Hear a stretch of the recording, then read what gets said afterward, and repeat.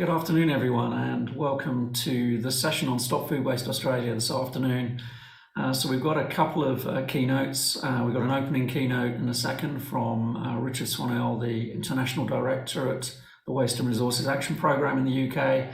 And Richard's going to be talking about the power of voluntary agreements, and that's drawing on his experience of the UK and setting up voluntary agreement programs in other countries. I'll then provide a short 10-minute overview of the first year of operation of Stop Food Waste Australia, some of our highlights, some of the things we're particularly proud of as a team. And then we're going to go into a panel with Mars, Mondelez and McCain, all the M's today, and just run through some great questions with them as some of the founding signatories to the Australian Food Pact, and you'll hear more about that in my overview later. And then we're going to finish, round off the afternoon with a pre-record from Assistant Minister Trevor Evans, who's responsible for waste reduction and environmental management.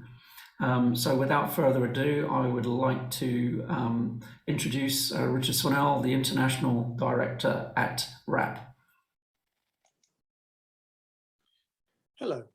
It's a real pleasure to be with you on this special occasion, the first annual conference of the Australian Food Pact. Believe me, I'd really rather be with you than joining you virtually, and hopefully it won't be too long before that's possible. My name is Richard Swanell. I'm the International Director at WRAP and a proud partner of the Australian Food Pact. As many of you know, WRAP's vision is a world in which resources are used sustainably. And for many years now, we've been shining a light on the failings of the global food system. It is, frankly, inequitable. Our current food system is failing to stave off hunger for over 800 million people every single year, and it's fueling obesity elsewhere. It is inefficient. Roughly a third of the food produced, worth more than 7 trillion Australian dollars, is wasted every single year, and 36 billion Australian dollars is wasted in Australia alone. And it is, frankly, unsustainable. It is responsible for around 30% of the global greenhouse gas emissions, 70% of the biodiversity loss, and is the major polluter of our rivers and lakes. It is as a result, a huge contributor to the environmental challenges we all face. Just to give a scale for food waste, if food waste was a country, it would be the third biggest emitter of greenhouse gas emissions on the entire planet. And astonishingly, we need an area the size of China to grow the food that we throw away every single year. The sobering reality of our failing food system continues to be realized with yet more data. Earlier this year, UNEP produced a report, the Food Waste Index report, developed in collaboration with WRAP, and it showed the huge scale of food waste in our homes, in the food service sector, and in retail. For example, it found that 931 million tons of food ended up in the bin in 2019. That's the equivalent of filling 23 million 40-ton waste trucks. Now, if you line those waste trucks up bumper to bumper, they would circle the earth 7 times. And that's 17% of all the food that's available to consumers and retailers that failed to make it to the mouth. And household food waste was found to be a global problem, not just a rich world problem. Levels in medium income countries were pretty much the same as those in high income countries. And what we found was that the average human throws more away than the average human body weight every single year. It's simply extraordinary levels of wastage. There is increasing focus on transforming the food system globally. If we can fix it, it will be a powerful weapon in the fight against climate change, tackling biodiversity loss, tackling water scarcity, and make a world a more healthy and more equitable place. Stressed throughout COP26, we must seize the opportunity now before the consequences of climate change get to dangerous levels. This is a matter of urgency. We now have less than 10 short years to reach the UN Sustainable Development Goal of halving food loss and waste by 2030, and of actually taking real steps to reduce greenhouse gas emissions, COP26 did alert the world to the urgency of action. Fixing the food system requires systemic, wholesale, root and branch change, driven by commitment, collaboration, and courage if we are to meet our goals. Systemic change requires collaboration, everyone pulling together towards a common goal. And one way that this can be delivered is through voluntary agreements that you in Australia are embarking on this year. As you know, these work by bringing together the sector as a whole, working together towards a common goal and committing to a target, measure, act approach. Setting clear targets is key, and the Australian Food Pact has exactly those: halving food loss and waste by 2030. And then by having every actor measuring exactly the levels of food waste they have at the moment using a common methodology, and then using that data to identify the hotspots for action, both within their own operations and throughout the supply chain. And then to act on that data so that we can rapidly reduce food loss and waste, both within your own operations, but also in the operations of your customers and also your suppliers, and indeed helping householders reduce that food waste. Over the last 15 years, RAP has been delivering a voluntary agreement called the Courtauld Commitment in the UK. It's called the Courtauld Commitment because the first meeting was held in the Courtauld Gallery in London. And in fact, the next speaker, Mark Bartel, was present at that first meeting and played a key role in delivering the Courtauld Commitment over many years. The Courtauld Commitment brings together businesses across the supply chain to work collaboratively to reduce food waste and deliver 12.3. This collaboration, underpinned by government policy, helps create the right powerful conditions which attract investment and has helped the UK deliver significant reductions in food loss and waste. The critical thing is it ensures that the whole sector is working towards a single goal, and that means that suppliers and other actors can help the sector drive towards that because everybody is aligned with that objective. So what impact has the Courtauld Commitment had? Well, for example, it's helped reduce food waste by 1.7 million tonnes right across the supply chain. Now that's enough to feed the entire UK population for 3 meals a day for 2 months. It's also saved 9 billion Australian dollars per year in less food wasted. And as a result, has also tripled the amount of food donated to those in need, rising to 92,000 tonnes per year in 2020. And this is the equivalent of 220 million meals. So this approach definitely works. And when we look at the impact of the Courtauld Commitment from its inception, it has helped reduce edible food waste by 27%, well on the way to achieving the Sustainable Development Goal of 12.3 in the UK. And also, it has delivered an annual carbon saving of around 5 million tonnes per year, which is the same as taking 2.4 million cars off the road. Recently, we've published the results over the last year.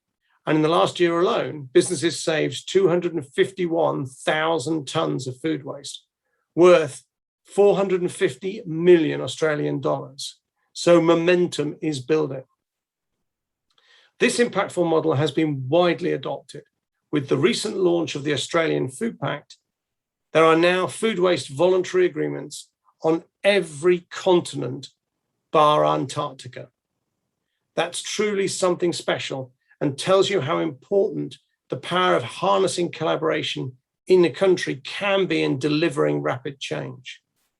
Countries ranging from South Africa to Mexico, the Netherlands to Indonesia, Denmark, and Australia and the USA all are working together using this approach to drive change.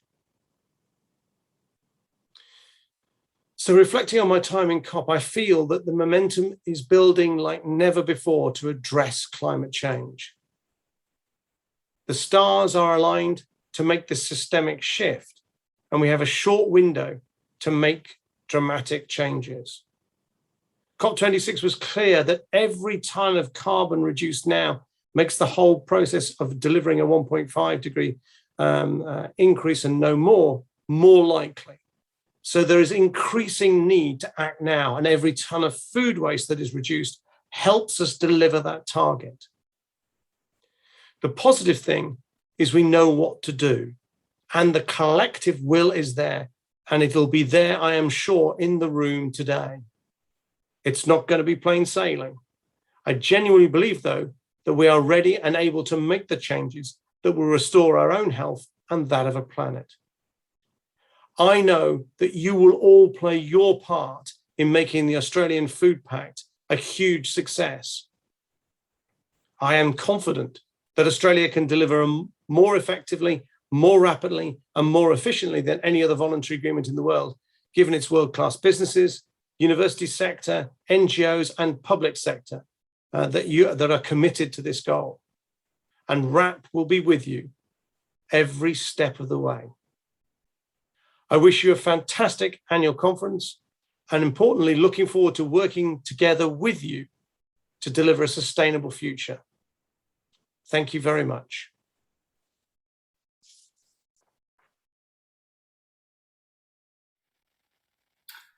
Thank you, Richard. It's always a pleasure to hear you speak so knowledgeably about the power of voluntary agreements.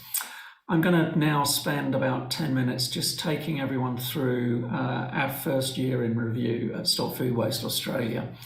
It's been a very interesting first year. We're not even completed our first year yet, but let's just take you through some of the things that have happened during the course of 2021. So the first thing is, obviously, as Steve mentioned in his opening remarks this morning, that Stop Food Waste Australia is a pretty unique partnership, and we're really proud to have all of our founding partners on board, and even more delighted that during the course of this year, we were joined by the Australian Local Government Association, FareShare, and the Tasmanian Government. So we can truly say now that the partners to Stop Food Waste Australia represent all levels of policy making, all levels of government, the farm to fork, peak industry bodies, and our friends in the food rescue sector. So it's a really phenomenal partnership, and it's sort of underpinned really by a great core partnership with the Department of Agriculture, Water and Environment in the federal government, the Fight Food Waste CRC, who you've obviously heard a lot about today, and our colleagues at WRAP in the UK. So Richard represents their international division. So when we were looking at how to move the dial, so really Stop Food Waste Australia was set up to lead the charge, if you like, on delivering the halving food waste target for Australia. And we were looking at what were the activities that would most likely move the dial and get us to that halving food waste target by 2030. We're going to be talking a lot more about the Australian Food Pact in a minute on the panel.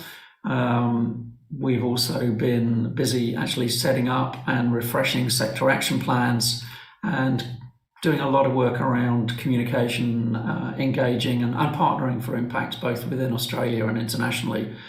And a foundation piece really to Stop Food Waste Australia is making sure that we are able to measure, evaluate and report our progress so that we can get a better sense of the impact we're having in the industry and in the policy making space. So just on the engaging and communicating part of our work. So I think we started in January of this year. By February, we had the Stop Food Waste Australia website up and running. And that's been really valuable to us to be able to communicate to all of our stakeholders around the food waste issue. And you'll see there in the middle of the top of the slide, we've also been extending some of the work that we have been tasked with doing with a piece of collaborative work with our friends at the Fight Food Waste CRC, particularly the Engage program, who you'll hear from tomorrow. And that's been pulling together the operating model and the business case for a new nationwide consumer behaviour change campaign. Again, Steve mentioned that this morning. So we've been able to communicate the communique that came out of a one-day-long summit last month, which was all about setting up our journey to get that business case done for early next year. But you can see at the bottom of the slide here all of the kind of materials we've been developing to help us communicate, recruit, and so on, companies to work with, and some of the onboarding materials as well. So it's just a really nice look and feel to all of those materials, and a big thank you to Ben, our communications manager, and his predecessor, Tanya, for helping us out in this space. And partnering for impact, I think one of the reasons why we've been able to move as fast as we have been able to do this year is because we've been able to draw on the expertise and experience, particularly of a range of voluntary agreement programs from around the world. And those of you that attended the launch of the Australian Food Pact last month would have seen kind of welcome messages and messages of support from Pacto por la Comida, the voluntary agreement program on food waste in Mexico, and GRAS 2030 and our Indonesian colleagues. We've also been working really closely with the Pacific Coast Food Waste Commitment, the collaborative there between the US and Canada, and they've helped us really draw together a lot of our materials. So it's saved us a lot of time and effort, and we're now returning the favour and actually providing some of our resources and materials to these other voluntary agreement programs around the world. So it's been a fantastic opening year in terms of our ability to be able to partner with all these great voluntary agreement programs and to learn from their experiences in other countries. It makes us more efficient. It makes us able to have more impact here. So in May, we pulled together our strategic plan for Stop Food Waste Australia. We actually didn't formally publish it until September. That was in line with the UN's International Day of Awareness on Food Loss and Waste. I really wish they'd think of a shorter title, but that's what we have to cope with. And it was just a really good opportunity for us to take a forward look at what we wanted to do in Stop Food Waste Australia. And to give you a bit of a sneak peek from the strategic plan, this is our roadmap really for halving food waste. And you'll see at its core, we have some great preparatory work that's been done by the likes of Food Innovation Australia Limited in terms of a roadmap, which gave us the critical building blocks to deliver that halving food waste target by 2030. And more recently, in early September, the publication of the National Food Waste Strategy Feasibility Study, which has been phenomenally helpful to both us at Stop Food Waste Australia and the CRC in terms of better understanding where our food waste hotspots are across Australia. I'm not going to dwell too much on this roadmap. We'll obviously be sharing the slides, and the strategic plan is available from the Stop Food Waste website. Also, just a bit about where we're focusing our efforts. And I know Francesca and others touched on this in some of their presentations. We believe that we can have the most impact if we focus at the top of the food recovery hierarchy. So really what we're talking about is preventing and reducing food waste, maximising the potential to food donation, either to the food rescue sector or for stock feed. And we're also very interested in working very closely with the Transform program in the CRC to find new and interesting ways to repurpose surplus foods and the materials in food processing streams and create new upcycled edible foods. So this for us is where we're focusing. That doesn't mean that we won't help our signatories out when they've got a few questions around what is the best way of running AD or something like that. But that's very much where our focus is. We believe that's where we'll deliver the most economic, environmental and societal benefit. And I mentioned before the feasibility study. It's just a great piece of work. We've got a really clear and definitive view now of where food loss and waste occurs in Australia, the environmental, economic and societal impacts associated with it. And as you can see from this slide, they are massive. I think if anyone had told me that the water footprint of food waste in Australia was more than most Australians use in their daily lives on a daily basis, So we talk about 286 litres of water per person per day is embodied in the wasted food in Australia. Well, the average Australian household uses about 170 litres, or average Australian rather, uses about 170 litres of water in their daily lives. So we're effectively doubling the water footprint of Australians' use of water. So this is just a really great piece of work. I commend FIAL for leading this piece of work. It's going to be super useful for us, not just in terms of being able to understand where the food waste is, but also what to do about it. I know Steve touched on some of the interventions that we've been playing around with in the feasibility study, and that's going to really help us to work with companies in the Australian Food Pact and in our sector action plans. And coming out of that also, and I say this a lot, but the food waste profile of Australia as an OECD country is very atypical. And most of the OECD countries would be expecting somewhere between probably 80 and 90% of their food waste to be occurring in the consumption phase of the value chain. But as you can see from this graphic, it's pretty evenly split across the supply chain. With nearly a quarter in primary production, somewhere around a fifth in processing and manufacturing, a relatively small amount in distribution, but still a lot of impact there. 7%, as Peter Bruce from Woolies was saying earlier, 7% in wholesale and retail, and then 51% in the consumption phase in our households, in hospitality and food service, and in our institutions.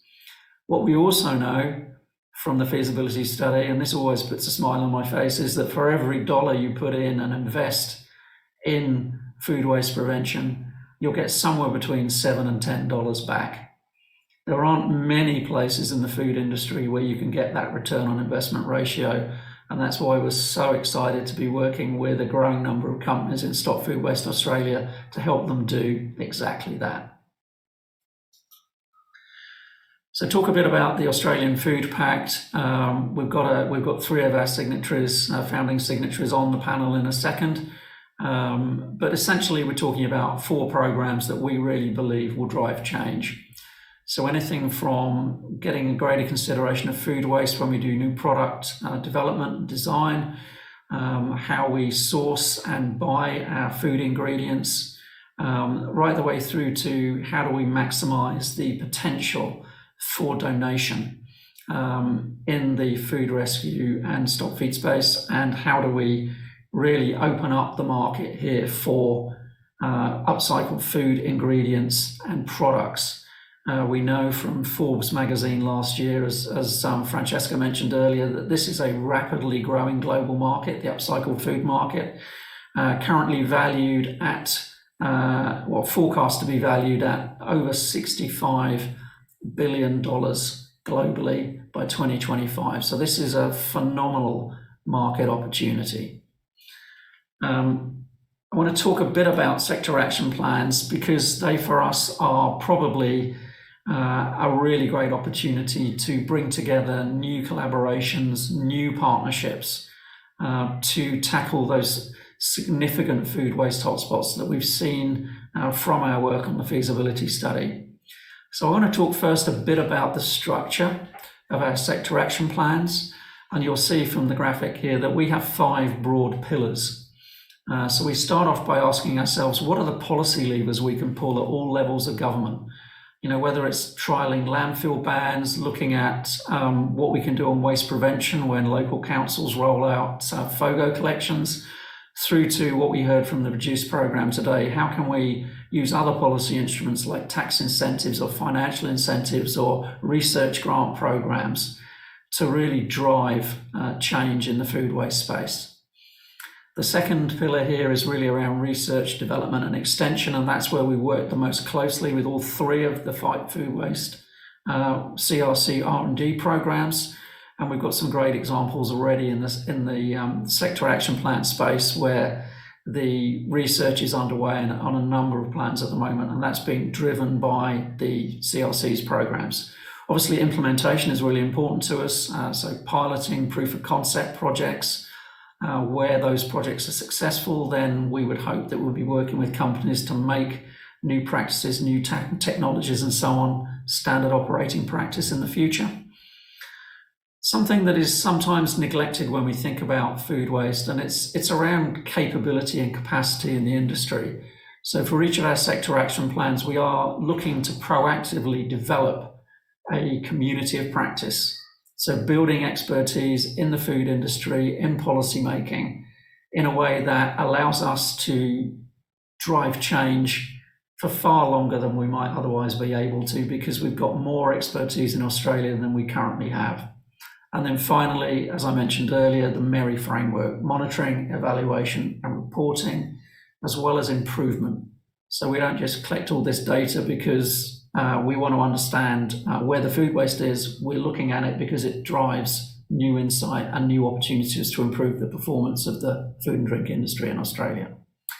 So in terms of the status of our sector action plans, we have 2 in delivery, 1 with the food rescue sector.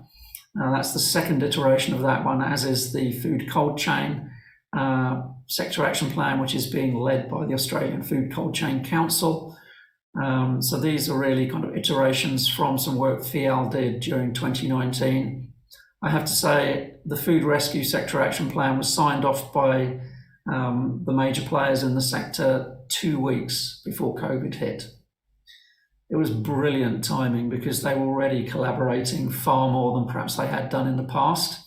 And we're seeing that collaboration grow now in terms of the way they share data, the way they understand where food relief is required, sharing logistics even in terms of rescuing food from factories, supermarkets and farmers. So it's been a super powerful way of really engaging with the sector and getting more collaboration and engagement from the donor community as well. Research underway, just to give you a few examples, we've got a dairy sector action plan, which is being led by Dairy Australia with the support from the Australian Dairy Products Federation and the Dairy Manufacturers Sustainability Council. So we have really good representation in both production and processing in the dairy industry there across pretty much every single dairy product. And the fresh meat project being led by the MLA at the moment. That's one of the projects that Diane referenced in the Reduce program earlier on today. So all of the research that's being done on fresh meat, hospitality and food service and institutions will become new sector action plans. We're looking to launch a sector action plan with support from New South Wales EPA in February of next year. And we're currently having funding discussions with state and territory governments and industry around a horticulture and a seafood sector action plan. So we hope to report back at the end of next year that we will have 9 sector action plans in various stages of delivery. So as you can imagine, it's been a pretty busy year. Aside from this, by the way, we've also been working with the federal government in a number of other areas. So for example, working with DOR on a memorandum of understanding on food waste across federal government departments. So we've been talking to 6 federal government departments and 2 agencies. Essentially, the MOU on food waste will mean that we've got a much more fluid policy-making environment across the federal government around food loss and waste, and that will culminate in the establishment of the first interdepartmental committee on food waste at the federal government level, and that should be meeting in the first calendar quarter of next year. So I hope you see from my update we are really excited by working with a growing number of food companies, but equally we're excited by the opportunities of unlocking some of those policy levers to make it easier for us all to achieve that halving food waste target. And then just to say, if you want to find out more about Stop Food Waste Australia, the inquiry email is on this slide. My personal contact details are here as well. And thank you very much. I will stop sharing my slides now and we can move into the panel. So it's my great pleasure today to have with me on the panel representatives from 3 of our founding signatories to the Australian Food Pact. Bill Haig from Mars Foods in Australia, Jessica Vergona from McCain's, and Jake Hatton from Mondelez International. So let me tell you a bit about these guys, because they're already, I'm finding they're quite a lot of fun to work with. So I'll start with Bill. So Bill is the general manager at Mars Foods Australia, sitting on the manufacturing site in New South Wales Central Coast, and has been responsible for some of the favourite brands of Australians like Master Foods, Dalmia, and Ben's Original. Prior to taking this role in Australia, Bill was the general manager of the Mars business in Ireland. We've had a bit of a conversation already about how the UK functions in Mars and what the food waste situation is like there. And he's also worked in the Czech Republic and Slovakia. Bill has a really keen interest in sustainability and making the FMCG business in Australia more sustainable. And that includes direct engagement with the AFGC Steering Committee on the National Plastics Recycling Scheme, one of Trevor Evans' new product stewardship schemes. And obviously he's immensely proud to be one of the founding signatories to the Australian Food Pact. So I'll move on to Jess now. So Jess she's got a really interesting role actually. So she's the HR programs manager for McCain Foods in Australia and New Zealand, and leads the ANZ sustainability team with 5 cross-functional subject matter experts. And they're really there to deliver McCain's overall purpose, which is to celebrate real connections through delicious planet-friendly food. Jess is also the subject matter expert for the Thriving Communities pillar of their sustainability strategy, and that focuses on improving the livelihoods of the communities in which they operate through partnerships, food donations, and the wonderfully named McCain Chips In volunteer program. Got to give a prize to the marketeer that came up with that one. That's just great. And then finally to Jake. So Jake is the Senior Manager at Corporate and Government Affairs with Mondelez International. He's based in Melbourne. Sorry to hear that with the lockdowns this year, Jake. I hope you're feeling better now. And covers these issues across both Australia and New Zealand. Jake joined the Mondelez business 5 years ago with an initial very strong focus on those government relations and communications functions, but has soon found himself falling into the sustainability space, where I'm told he spends the vast majority of his time now in Mondelez. So that's really good to hear, Jake. It's always good to have enthusiastic people. So let's just move on to the panel questions now. And I'm going to ask this to all 3 of you, because to me, Mars, Mondelez, and McCain are household names. But I am just becoming aware of the complexity and the diversity of what you do. So my first question, and I'll start with Bill, is tell us what your organisation does. Tell us what Mars Foods does, Bill. Yeah, so thanks, Mark. Master Foods celebrated 75 years old or young actually last year, and it's built its name on scouring the world for different ingredients, combining them with great Australian ingredients and turning them into great flavours Australian households love. And so that creates a very complex supply chain of different ingredients from parts of the world. Lots of different manufacturing processes on our one site to turn them into different formats and products that people want. And yes, the opportunity for waste in there is high. So great to be a partner in this program. Thanks, Bill. Over to you, Jess. Tell us a bit more about McCain's. Thanks, Mark. So we're a global food manufacturer, predominantly potato and prepared frozen meals and frozen pizzas. So we're about to hit about 65 years old globally. And in Australia, we've got two manufacturing sites out in Ballarat in Victoria. So one of which is our frozen meals and pizzas site, and the other being prepared potato. And another site in Smithton in Tasmania, which is a potato site as well. So lots of opportunity for us. We've got our sustainability strategy in place, but there's obviously a lot of scope for us, and we were really excited to get on board and make some make a really big impact. Thanks, Jess. And over to you, Jake. The same for Mondelez. Tell us a bit about Mondelez. Yeah, look, when I say I work at Mondelez, most people look at me blankly. It sounds like it could be a local Mexican restaurant or something. But when I start talking to our brands, they really recognise who we are. And our products are in about 98% of pantries across Australia. So brands such as Cadbury, Natural Confectionery Company, Pascal, Oreo, Alina's Bakehouse, Philadelphia Cream Cheese, and others. So very much a snacking company. We have 7 factories across Australia, 4 of them in Victoria, largely focused on confectionery and chocolate. In Tasmania, we of course have the big Cadbury factory, which will celebrate its centenary of operations next year, which is exciting for the business. We have a dairy up in northwestern Tasmania, where we've sourced milk for decades from 30 or 40 farmers. And then, of course, the cream cheese factory in South Australia. So very much snacks focused, and yeah, super excited to be part of the Pact.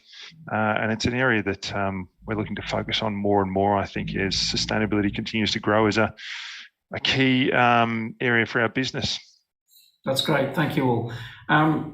I'm going to put you on the spot a bit here and just sort of ask you about, where do you think the waste is coming from in your businesses? And again, I'll start with you, Bill. Sorry to put you on the spot. Yeah, no, it's all right. So unfortunately, we can be overzealous in our expectations of some of our products. I think the flip side of innovation means that sometimes you're not always going to get it right. And while we keep wanting to innovate, move with our consumers, make sure we're keeping relevant in their lives, the downside of that is sometimes product that's there to waste. And so, working with different organisations to help with product design and make sure that we're ironing out as much of the waste as possible in that process. So that's one of the areas. And as I said, lots of the 450 inputs that we have into our products from different parts of the world presents different opportunities for things to go wrong in some of those supply chains. So unfortunately, that happens at times as well. Thanks, Bill. Thanks for your honesty as well. It's not always easy to be honest about wasting food. So it's good to hear that. Thank you, Jess. Over to you. Yeah, I think for us, and one of the reasons we were so interested in it is because we, in the Pact, I should say, is because we identified an opportunity across our full value chain. We're obviously dealing with a fair amount of raw material being predominantly potato. So there's obviously a little bit of waste there, but throughout the whole manufacturing process, whether it be, waste oil that we're using to fry the potatoes, toppings for pizzas and things like that, there's opportunity for us to be a little bit more efficient and effective with what we're doing there. And similar to Bill, it's the finished product that we do a little bit with donations at the moment, but we can definitely streamline it and make it a little bit better there. So I think there's opportunity for us across the full value chain, whether it be product and ingredient or manufactured product at the end of the process as well. Thanks, Jess. And over to you, Jake. Yeah, look, I think a similar story to what Bill mentioned. Developing new products results in quite a bit of waste. I think our Claremont Tasmanian factory was launching a new product once every 5 or 6 days for the first 10 or 15 weeks of this year. That's not constant. That was just very high tempo new product development. And there's invariably quite a lot of waste, particularly if you're integrating new equipment or new processes with old equipment and so on. So new product development is a key area. Then there's, I suppose, the everyday sort of issues where there might be some products that are slightly off spec, weight's wrong, they could be broken or damaged. It might be a product where you can't rework it because it has different elements in the one product. So yeah, look, a range of areas within our processes that contribute to it. And I think that's why it's exciting to be part of the Pact, is for us to actually take a look at those processes and work out where we can make some changes. Okay, so I'm going to ask that question directly of you all now as well. So what really kind of attracted you to joining the Pact, to becoming one of our founding signatories? Let's mix it up a bit. I'll go back to Jake this time. Yeah, look, I think it's really about identifying those opportunities. I think as we've seen sustainability become a key focus for consumers, the people that buy our products, customers, so your Coles, your Woolies, your Aldi and policymakers, it's becoming increasingly competitive, which I think is good because it's accelerating innovation. At the same time, because it is becoming competitive, we're potentially becoming less likely to share things across the industry. And I think that's where something like this has an incredibly valuable role, because you guys can share some of those learnings across industry. I think also accessing some of the remarkable minds, and you've mentioned some of them today. We've had some early engagements with you, Mark, and Sam, and others, is just incredibly valuable, because you are just experts in this space. You bring all that knowledge that we can then leverage in our processes. So it's really, I suppose, about turbocharging what we're doing and identifying those quick wins, but of course, longer term as well, the quick wins disappear pretty quickly. So what more can we do? And that expertise is critical in finding those opportunities. That's great. I'll go to you next, Bill. Yeah, there's a temptation. I think about 10 years ago, we were all talking about zero waste to landfill, and it's almost like job done. And there's nothing left to find in our supply chain. We're doing a great job, and we don't know what we don't know, and that's why I think partnering with the great minds that have been mentioned, but also the experience from different parts of the world, different parts of the supply chain that we're not as intricately involved with. I think being able to tap into that and create a system solution that one of us by ourselves would find very difficult to do is what we find super exciting. And we had our kickoff meeting with a few of the team yesterday with Mark, and some really excited folks about kind of digging into our history and finding out some of the things we don't know, and looking forward to the opportunities we can create. Thanks, Bill. And you, Jess? Yeah, I think similarly, we were really impressed by the opportunity for the collaboration across different industries and different organisations. I think it's a collaboration for greater good. We're all trying to achieve the same goal, and we're far more powerful at doing that as a collective. So that was really exciting for us, as well as talking to you, Mark, through the process, the expertise that you guys can bring to the table to help us really tick off some of the big things that we're trying to achieve is really invaluable. So for us, they were the key things, and we also found that while it's directly impacting our waste initiatives, there were other indirect benefits into our other streams of sustainability that we're focusing on as well. So it was a no-brainer for us. So we're really, really excited.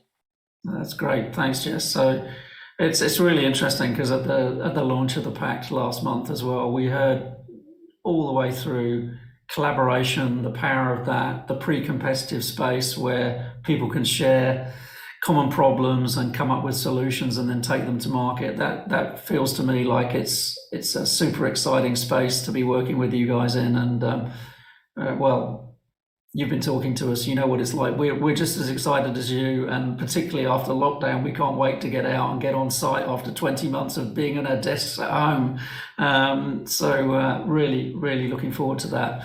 I just want to touch on that a bit more as well. So you talked a bit about the benefits of being a signatory. Could I just ask you to expand on some of that, maybe? So talking about where you see maybe the economic benefit, the societal benefit, where some of the environmental wins might come. I know we've talked with all of you about the potential to not just reduce food waste, but tackle climate change through doing that and other things like that. Can I go to you first, Bill, on this one?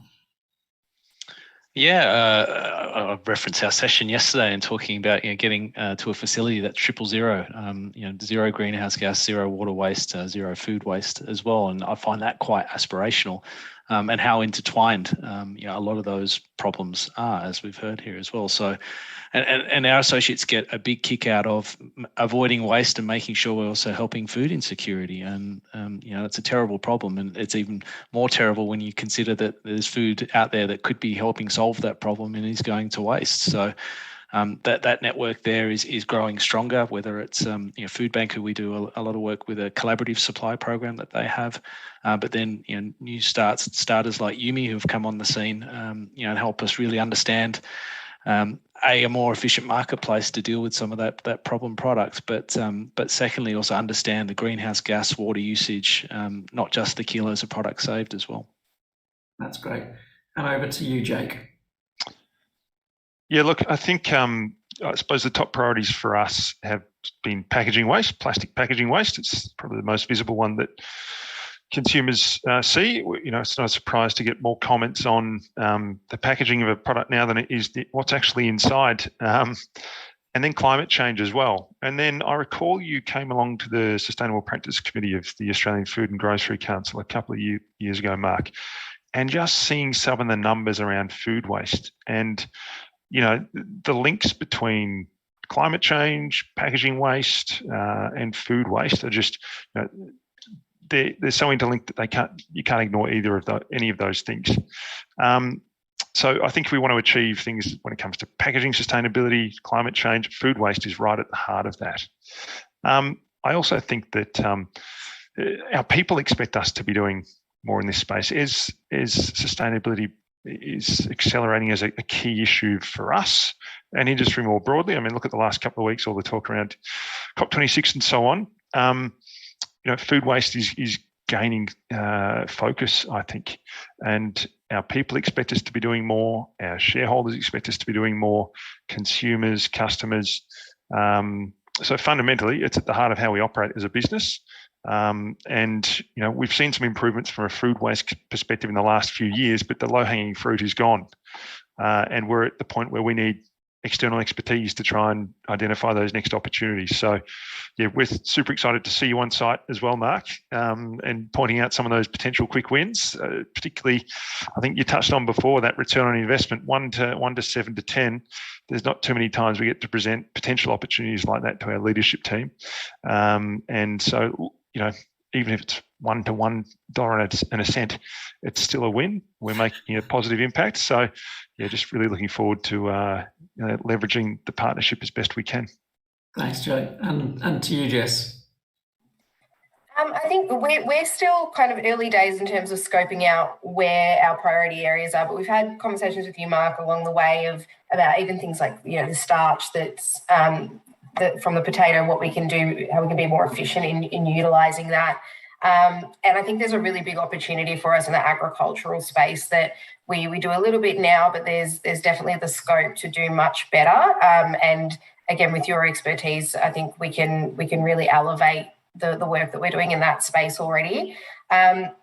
Similar to Jake, I think if I put my HR hat on, we know our consumers have an expectation around what we're doing in the sustainability space, but it's been really interesting as we've gone on this journey and now signed up to the pact, how our people are responding to it. And I guess the energy and the excitement around it is really inspiring because people are excited about it and people really see the value in it and the importance in it. And it's been a really engaging process for us to take our people on that journey as well. So it's been a lot of fun, and I think there's a lot of wins to come, even outside of just kind of the ticking of reducing the waste in the business.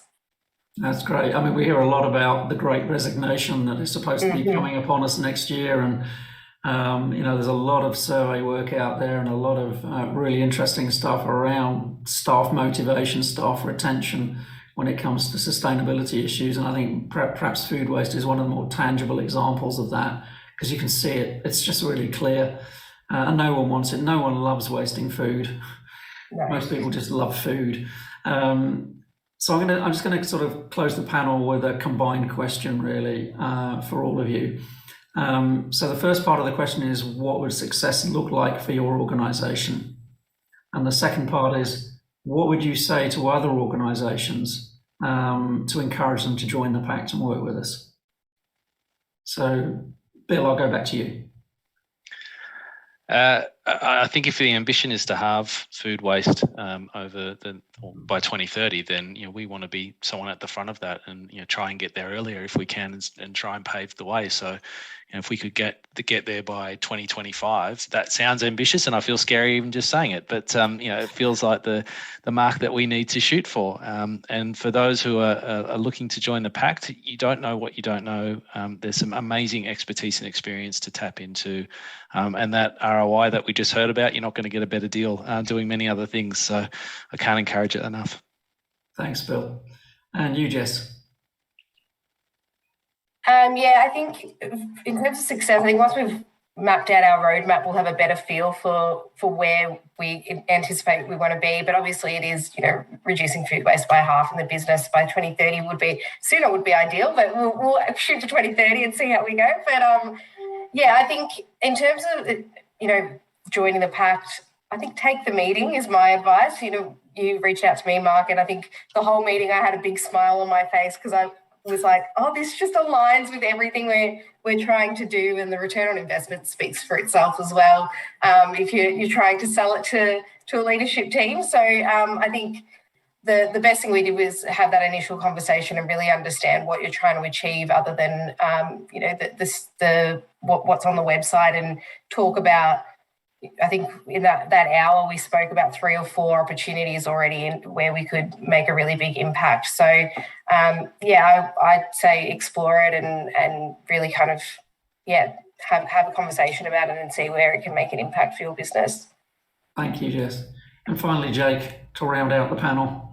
Yeah, look, I think obviously to meet our own internal targets, zero waste to landfill 2025 and reduce food waste by about a third. But just building on the fantastic points that both Bill and Jess have made, provide, I suppose, a slightly different perspective. I think the power of our brands can really talk to consumers on this and households. You look at some of the members of the Pact and you've got some of the most loved brands in Australia. And I think people want to know how to reduce their food waste. I think if we've seen anything through lockdown and having experienced a lot of days in lockdown with 3 kids at home through homeschooling, the amount of waste we are creating that is food waste in our homes is just astonishing. And I think consumers really want to hear about how they can reduce the amount of waste they're creating, just like our people do. So I think success could look like brands that we are proud custodians of, communicating together on what's a really important issue from a sustainability perspective. That's great. That's a really great finishing comment. And with half of food waste in Australia occurring in the consumption phase and 32% of it being in the home, that is something that we obviously want to focus on. And the emergence of that business case for the nationwide consumer behaviour change campaign will help us with that, I think. So I'd just like to say thank you to you all, and I'm sure everyone participating in this session today would like to thank Bill and Jess and Jake. Thanks ever so much, guys. It was a real pleasure to run this panel with you, and I'm really, really looking forward to working with you in the future.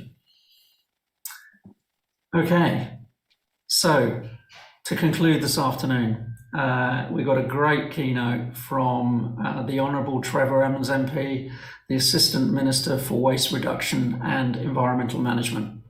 Stay tuned because he's always entertaining. Thank you. Hi everyone, I'm Trevor Evans, the Federal Assistant Minister for Waste Reduction and Environmental Management. Thank you so much for the invitation to address you today at the Fight Food Waste CRC's Biennial Conference. My sincere thanks, as always, to Dr. Stephen Lappage and the whole team there at Fight Food Waste CRC for organising and hosting this event. I want to recognise the truly remarkable work the CRC has undertaken in the 3 short years they've been operating. And I want to extend my welcome and my warm hellos to everyone there who's joined us for this important event. Food waste is a critical issue for all of us, not just here in Australia, but right around the world. Whether it be the food that never leaves the farm, food that's lost during transport, or food that gets wasted from the hospitality sector or the retail sector or from within households. Food waste has significant economic impacts and it has significant environmental impacts. For example, food waste produces 8% of the world's greenhouse gas emissions. So if food waste was a country, it would be the 3rd largest greenhouse gas emitter, behind firstly China and then the United States. And that's one of the reasons why carbon sequestration and the federal government's National Soils Strategy feature so heavily in Australia's plan, just released, to achieve carbon neutrality, net zero, by 2050. In Australia, we waste around 7.6 million tonnes of food each year. 70% of that's edible. And this costs the Australian economy around $36.6 billion each year. For each household, that's about $2,000 to $3,000 of lost income. As a nation, we've got a strong and highly profitable agricultural sector, and we're very well positioned to continue to grow it. Although our food systems are already highly developed, our challenge is to identify how we can avoid the food waste that occurs up and down the supply chain. Ultimately, if we can, the result will be a more efficient use of our natural resources, less water, less fertilizer, and a reduction in the climate impacts of our food sectors.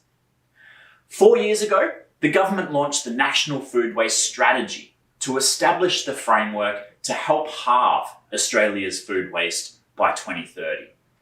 3 years ago, as I mentioned, the Australian government established the Fight Food Waste CRC, and we invested $30 million in it so that industry and researchers could work together to solve food waste problems to help improve the productivity and the sustainability of our food industry.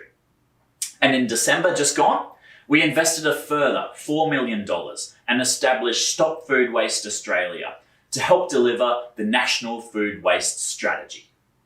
Stop Food Waste Australia represents all aspects of the Australian food industry, from farm to fork.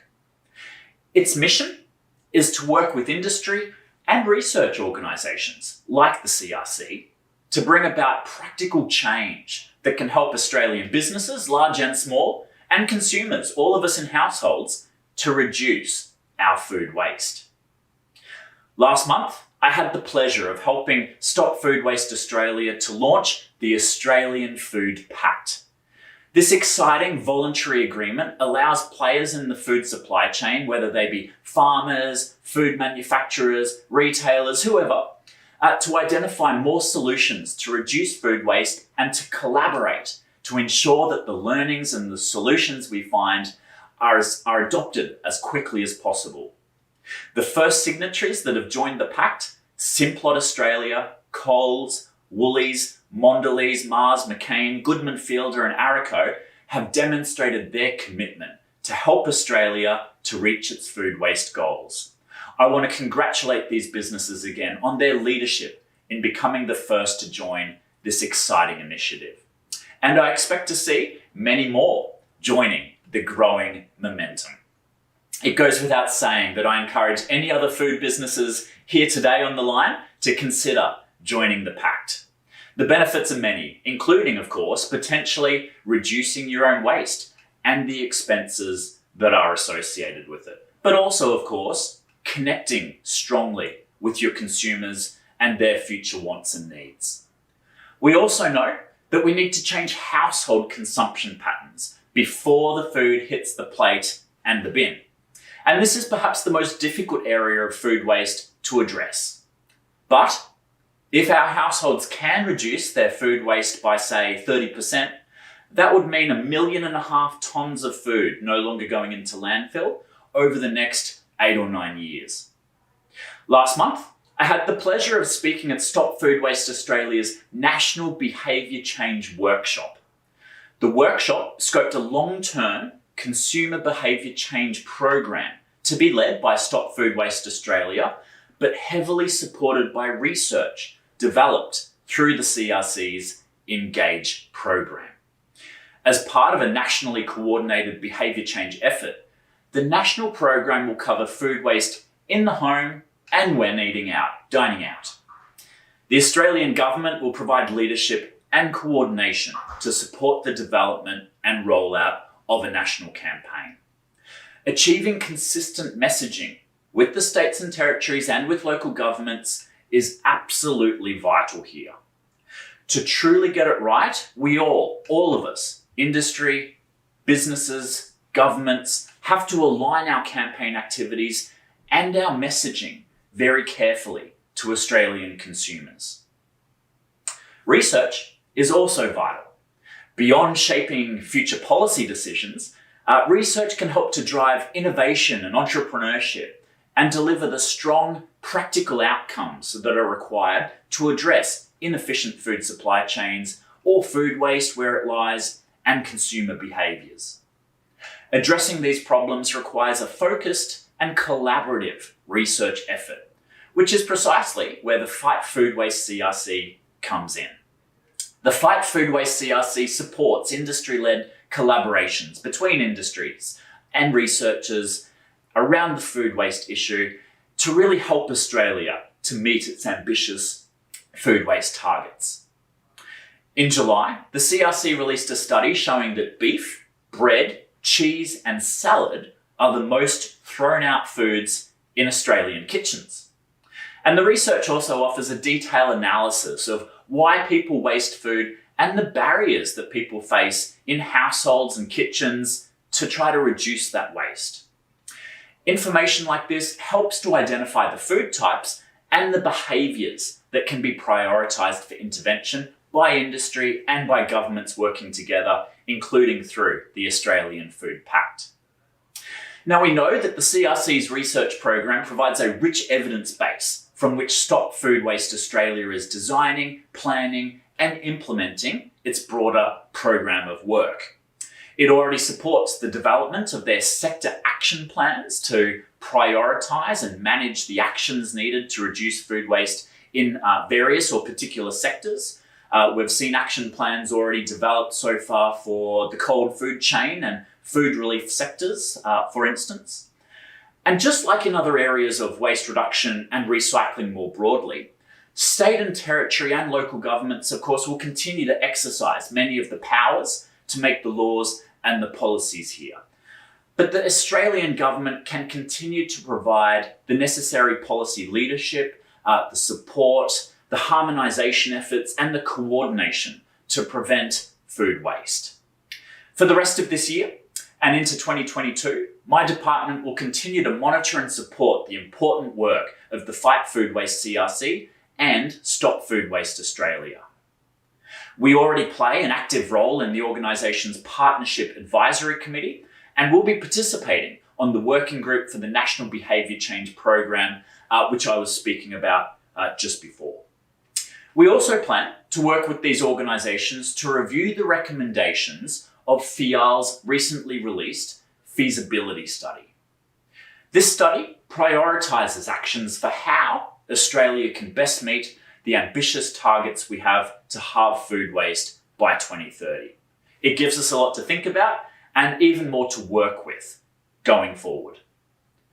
My department will also work with state and territory governments in an effort to secure an intergovernmental MOU in relation to our food waste challenge and to align household food waste education and awareness programs better across the country.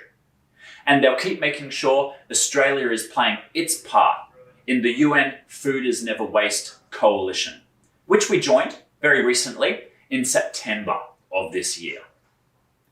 Lastly, while doing our best to reduce food wastage in the first place, we'll also be busy diverting food waste from landfill and into new and improved organics recycling facilities. We've got $170 million, hopefully, of leveraged funds under our Food Waste for Healthy Soils program, which is converting FOGO waste into valuable, nutrient-rich compost, fertilizers, soils for use by our farmers, for example. To everyone watching, I want to thank you for the opportunity to speak with you again today and to give you an update on the federal government's thoughts on this important priority area. The Australian government is just so proud to support our industries here, our researchers, all of your hard work in helping us to create more sustainable food supply systems. For Australia to halve its food waste by 2030, we need everyone focused on this and collaborating. That means governments, businesses, industry associations, researchers, the whole community at large. We're getting the right policy settings into gear, and I believe industry and business and governments working together can lead us to achieving and hopefully beating our ambitious 2030 targets. Have a great conference today, everybody.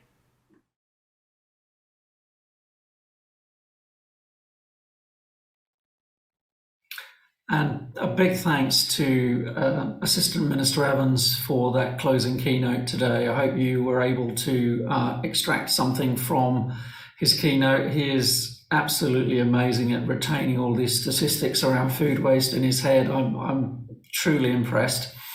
So it's just my job today to wrap up this afternoon and the first day of the conference. And just to remind you to join us tomorrow at 10:30 Eastern Time in the morning, where you'll hear from the Engage program, the CRC, and then in the afternoon, there's an opportunity to join the participants meeting and then the AGM later that afternoon. Thank you ever so much for tuning in with us today and for being such such a good audience. We've seen loads of great comments and questions in the chat. Really appreciate that. Thank you. Goodbye.